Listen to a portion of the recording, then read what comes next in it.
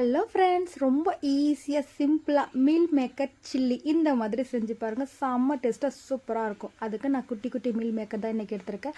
அதை நான் நல்லா சுடுதண்ணில் போட்டு ஊற வச்சுட்டு ஒரு 10 நிமிஷம் தான் ஊற வச்சுட்டு நல்லா பிழிஞ்சி எடுத்து ஒரு கிண்ணத்துக்கு மாற்றிடலாம். இந்த லெவலுக்கு நம்மளுக்கு எந்த அளவுக்கு தேவை, பெரிய நம்ம மீல் மேக்கர் எடுக்கிறதா இருந்தால் நம்ம ரெண்டாக பீஸ் பண்ணி போட்டுக்கணும். நான் சின்னதுன்றதுனால அப்படியே போட்டுருக்கேன். அதுக்கப்புறமா கரம் மசாலா 1 டேபிள் ஸ்பூன், இஞ்சி பூண்டு 1 டேபிள் ஸ்பூன், கார்ன்ஃப்ளவர் மாவு 2 டேபிள் ஸ்பூன், 1 ஸ்பூன் தனி மிளகாத்தூள், அப்புறம் அரிசி மாவு இருக்குல்ல அது 2 டேபிள் ஸ்பூன் போட்டிருக்கேன். போட்டுட்டு தயிர் ஒரு 2 டேபிள் ஸ்பூன் போட்டுக்கோங்க.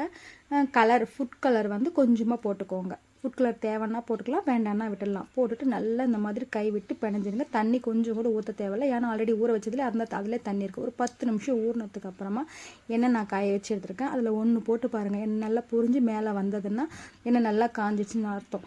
எண்ணெய் நல்லா காஞ்சதுக்கு அப்புறமா நம்ம இதை போடணும். போட்டுட்டு இந்த பக்கமும் அந்த பக்கம் நல்லா திருப்பி விட்டுட்டே இருங்க. ஒரு 10 நிமிஷம் கழிச்சு அவ்வளோதான், மில் மேக்கர் சில்லி ரெடி ஆயிடுச்சு. எவ்வளோ ஹெல்த்தியானது, சூப்பரானது. அவ்வளோதான், மில் மேக்கர் சில்லி ரெடி.